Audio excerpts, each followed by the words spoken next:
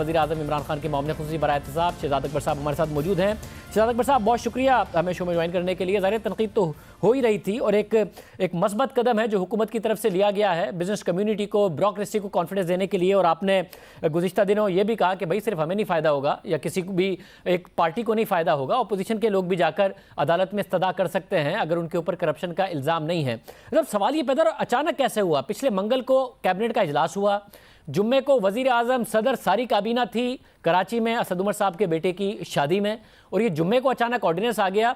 मंगल को काबीना में डिस्कस नहीं हुआ, अगला मंगल जो काबीना का कल इजलास होना है उस तक इंतजार नहीं हुआ। ये दरमियान में अचानक ऐसा क्या होने वाला था जिसकी वजह से हुआ? शुक्रिया शाहजेब, बड़ा आपने लंबा इंट्रो दिया और मैं चाहूँगा पहले तो सबसे पहले मैं अप्रिशिएट करूँ कि आपने भी इस चीज़ को सराहा कि ये मुस्बत तब्दीली की गई है। अब थोड़ी सी मैं आपसे इजाज़त चाहूँगा ये एक्सप्लेन करने के लिए कि जब आप जहाँ कह रहे हैं मुस्बत तब्दीली की गई है, इसके साथ साथ ये कहना भी ज़रूरी है कि नैब का जो कानून है उसके अंदर कोई इस किस्म की तब्दीली नहीं की गई जिससे एहतसाब का अमल या एहतसाब जिसके ऊपर सबका ये मानना है कि होना चाहिए और शफाफ होना चाहिए, उसके अंदर उनके इख्तियारात में किसी किस्म की कोई कमी नहीं की गई। पिछले 2-3 दिन काफ़ी इसके अंदर मिसअंडरस्टैंडिंग भी थी और शायद कुछ डिसइंफॉर्मेशन भी थी कि शायद कोई इसका ये इख्तियारात कम कर दिए गए या वो इख्तियारात। मैं समझता हूँ कि ये जो नैब ऑर्डिनेंस के अंदर अमेंडमेंट आई हैं ये अमेंडमेंट रैशनलाइजेशन की हैं।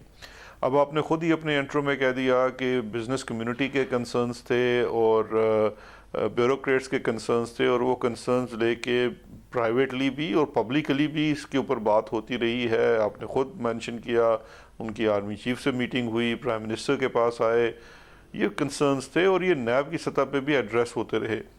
लेकिन देखिए जो जब तक कानून के अंदर चीज़ों को वाज़े ना किया जाए, रैशनलाइज ना किया जाए, उनका कोई मानी नहीं होता। पर्सनल एश्योरेंस के साथ चीज़ें नहीं चल सकती। इन चीज़ों को सामने रख के, और ये बात भी दुरुस्त नहीं है कि ये शायद कोई एक मंगल से दूसरे मंगल के तक अचानक कोई तब्दीली की गई। ये इसके ऊपर बारहा बहस हुई, हमारी कैबिनेट की मीटिंग के अंदर भी जो प्रोसेस है उसको लेके बहस होती रही है। इसके अलावा आपको पता है पार्लिमानी कमेटी भी एक बनी हुई है जो नैब के लॉज की रैशनलाइजेशन या उसके अंदर अमेंडमेंट्स के ऊपर बात कर रही है।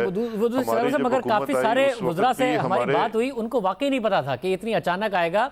साथ में उन्होंने कहा कि जब समरी सर्कुलेट हुई है तो वो वाली बात भी निकाल दी, वो 50 करोड़ वाली बात भी निकाल दी, फला बात भी निकाल दी, तो उन्हें ये भी नहीं पता था कि फाइनल शक्ल क्या है। बहुत सारे ये मैं शाहजेब देखिए, मैं आपको चैलेंज करता हूँ।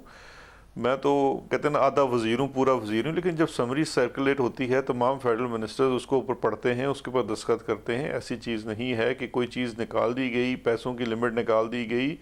मैं जिस तरह मैंने कल भी अर्ज़ किया प्रेस कॉन्फ्रेंस में कि बहुत ज़्यादा डिसइंफॉर्मेशन फैलाई गई और इस किस्म का भी तासर दिया गया कि सारे केसेस बंद हो जाएंगे। देखिए ऐसी हरगिज़ बात नहीं है।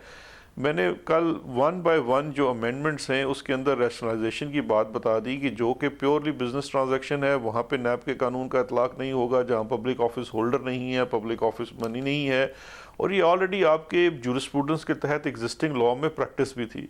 सेकेंडली उसके अंदर जो क्लैरिफिकेशन दी गई है वो है प्रोसीजरल लैप्स की, कि अगर मसला सिर्फ प्रोसीजरल लैप्स का हो, जैसा कि कुछ केसेस में नज़र भी आया है और ये रिपोर्टेड केसेस है, मैं ऑन गोइंग इन्वेस्टिगेशंस की बात नहीं कर रहा हूँ।